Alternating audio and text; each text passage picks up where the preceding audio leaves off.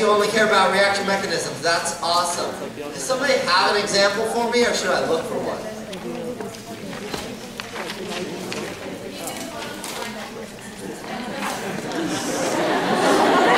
See what happened final? I did not bring it, I'm sorry. Last. I thought that was kind of a funny question. What year?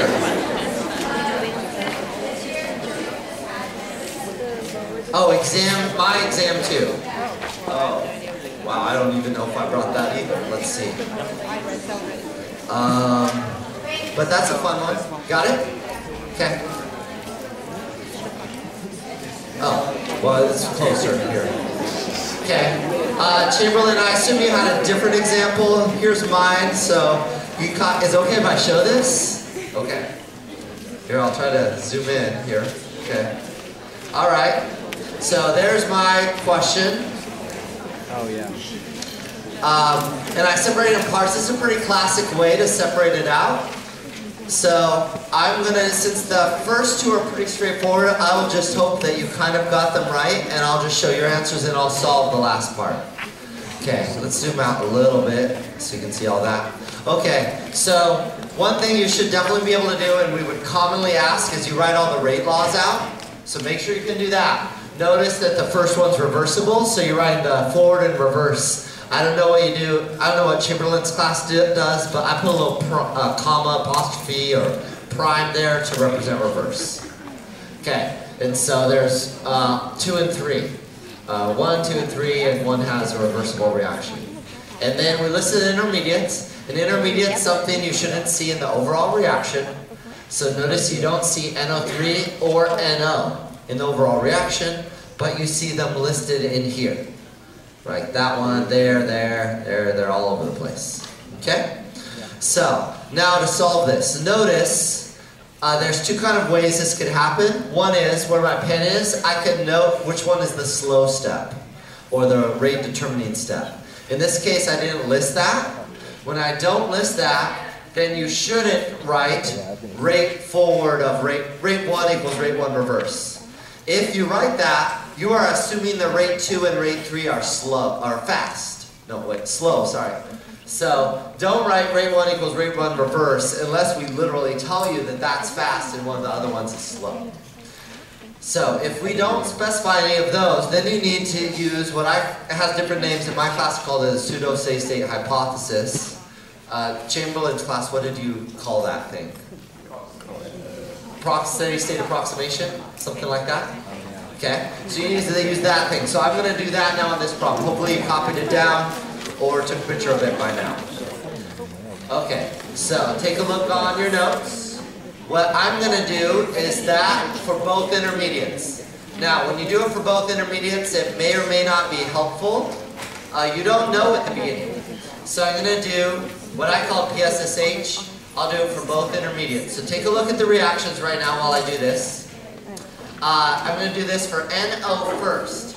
So first I want to see, and the general formula is where rate of appearance equals rate of disappearance. Appearance means when it's in the products, disappearance means when it's in the reactants. So NO is in a product where? Rate 2. Okay, and that's it, I think. Where is NO in a reactant, or disappearing? Rate 3. It's a reactant there in rate 3. Okay, so that's for NO. Now let's do the same thing for NO3. So we'll do that. Okay, for NO3, let's see, I see it in reaction 1, so it appears or is a product in reaction 1. Is it a product anywhere else? I don't think so. Okay, where is it a reactant? Well, rate 1 reverse. Is it a reactant anywhere else? It's a reactant in rate 2, and it's a reactant in rate 3. Okay, so in my class when we took this, some people just use rate 1 equals rate 1 reverse. And so you can see you're assuming these two steps are slow or negligible. But that's not actually true. We didn't state that, so you're not sure. Okay. Now there's a couple ways you can solve this from here. My style is to stick with the rate before plugging in all the rate laws, just to mess around with what I have at this moment. So what I did is I said, well, if I plug this into here, I could say rate 1 equals rate 1 reverse plus rate 2, and now I'm going to substitute R2 for R3. R2. So I just made this substitution right there. And this is now equal to R1 reverse plus 2 rate 2. Okay? So I just made a little substitution. And then I asked myself, hey myself, is this helpful? Because, oh, we didn't write down what rate we're solving for. Which rate are we solving for here? 1, 2, or 3? Rate 2, and how did you know that? You read the question. Production of O2, and O2 is only there. However, if you wrongly guessed rate 3, you would be totally fine, because rate 2 equals rate 3. Okay? If you guessed rate 1, you were the most unlucky. Okay, so we are solving for rate 3. Let me write that down before I go on. I'll write that over here. Rate 3 is K3. No, didn't I say rate 2? Rate 2 is K2, NO2, and O3. Notice I have an intermediate in the rate law, so I need an expression that gets allows for a substitution into NO3. And so I'm going to see right now if what I got will substitute something in for NO3. Let's try it. So now I got to substitute in everything. Rate 1 is K1 N2O5. That equals rate 1 reverse, K1 reverse, and O2, and O3. Okay, now plus 2 times rate 2, that's K2, and O2. So I'm just substituting in for this equation right above, times NO3. And now I'm going to scour this equation to find out where the intermediates are. So my intermediate is here and here. Notice I only have one intermediate, it's NO3, and that's the one I need to make the substitution for. So I like this equation. Okay? If this equation had NO in it, that wouldn't be helpful to me, because I need a substitution for the other intermediate, NO3. So if it was not what I wanted, I'm going to go back to the drawing board up here and try to come up with something else. Okay, so, but we were right, because I remembered how I solved this problem originally. And we're going to solve for NO.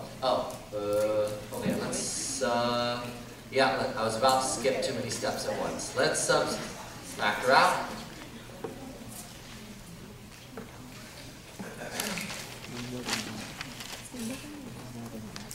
Like that, so I factored out my intermediate, and now I'm going to solve for it. So I get one expression for the intermediate, and that is left-hand side doesn't change, it stays in the numerator. I divide by that monster thing that now becomes part of the denominator.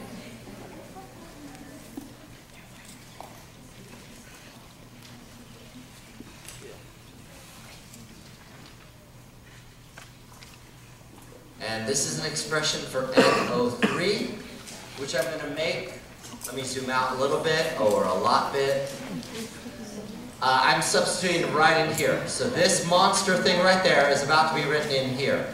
I'll write the original in brown and the new part in black. So the original is going to be in brown, the substitution in black. R2 is K2, NO2. So there's from the original, now for the substitution in black. K1, N2O5. K1 prime, NO2, plus 2 K2, and O2. Okay? What's one last thing I can do? Yeah, notice the NO2 factors and cancels. So writing that now nicely would be my answer. So I would be ready on the final for something of this level or nearby this level of difficulty. Yes? This 2 right here, because that 2, the question is where it came from. I'm going to rewind back in my notes, all the way back. Came from here, because there's 2 of those. And so it's just a multiplier in front of the rate law, not an exponent. Okay. Any other questions on this before moving on? Back to this. Okay. Any other questions? Chamberlain people doing okay? Okay. Yes? Why did I cross out so many NO2s? Well, because I can simplify. There's 1 in the numerator, and this can be factored out of the denominator. So you should always simplify when possible in a reaction mechanism problem. Okay, I'm going to move on. Yes, last question.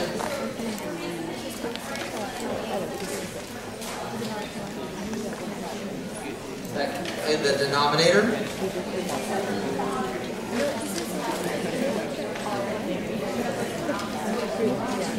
Oh, yeah, you could factor this out. You could write a whole K expression that's K2, K1 over this. That's your overall K. If you wrote it that way, that's totally fine. But yeah, usually you write K's in the front, and then the concentration's next. Okay?